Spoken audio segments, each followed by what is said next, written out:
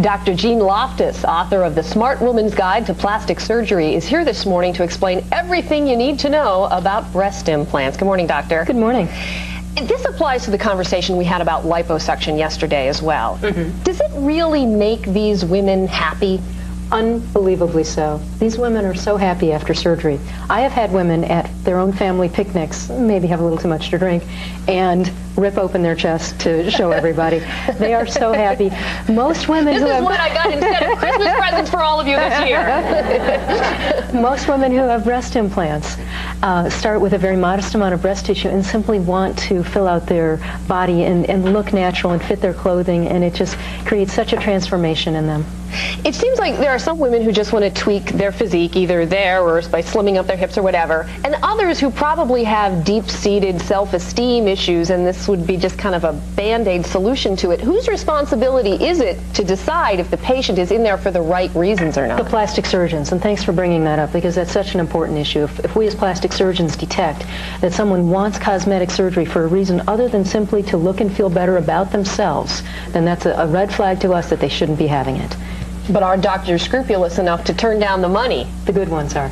Yeah, that's the trick, to find the good ones out there. All right, let's talk about this breast implant scare of the early 90s, because silicone implants are now generally not available in this country as a result of that, but you think they're safe. Well, not only do I think they're safe, but plastic surgeons in general think they're safe. What we found is that silicone implants do not cause the diseases that they were alleged to have caused. They were alleged to have caused lupus-like diseases in some women, and what we have found is that women with silicone implants are no more likely to develop these diseases than women who don't have implants.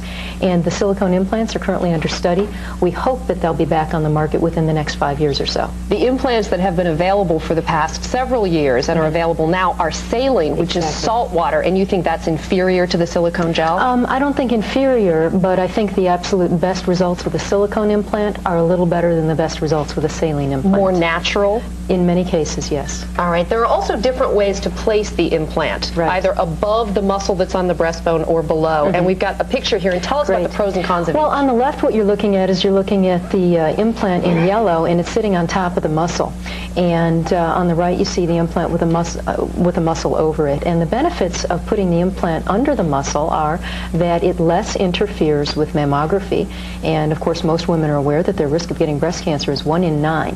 And so less interference with mammography means better breast cancer detection. So it's harder to spot a tumor if you've got this foreign object in there interfering. Correct. Now, even so, even if you put the implant in over the muscle, you can still see 75% of the breast tissue on a mammogram. All right. What about scarring? Because some procedures lead to more scarring than others. Right. Well, let's talk about scarring on the outside of the breast, then on the inside of the breast. There are 3 main choices for placement of the incision. One is under the breast, one's around the nipple, and one's under the arm. All of those are generally reasonable choices, and I'd go with whatever your plastic surgeon recommends. One choice I would not recommend, though, is through the belly button. Some surgeons are offering this operation through the belly button. I would not recommend it because the implant manufacturers will not warranty their implants if it's placed through the belly button. That seems like a long way to travel. It sure does. Yeah, and as a surgeon, I can tell you, if you get into trouble under the breast when you're going through the belly button, you don't have a lot of opportunity to get yourself out.